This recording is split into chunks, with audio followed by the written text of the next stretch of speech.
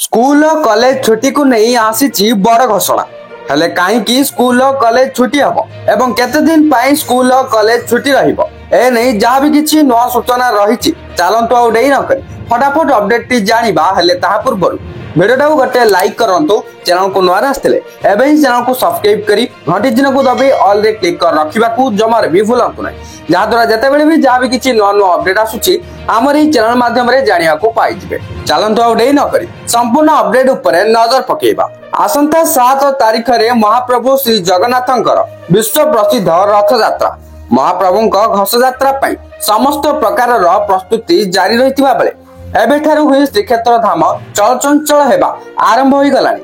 तेबे एहारी मध्यरे रथ यात्रा को नहीं 2 दिन छुट्टी घोषणा करिसंती माननीय मुख्यमंत्री श्री मोहन चरण माझी। चलित वर्षर रथ यात्रा विरल अटे। एही वर्ष 2 दिन धरी रथ टଣା कार्यक्रम थिबारु रथ यात्रा परदिन मध्य छुट्टी रहिबो। तेणु जुलाई 7 तारिख सहित जुलाई 8 तारिख को मध्य छुट्टी घोषणा करिसंती माननीय मुख्यमंत्री श्री मोहन चरण माझी। सूचना मुताबक पुरी रे रथ यात्रा समीक्षा बैठक रे मुख्यमंत्री एही घोषणा करिसंती।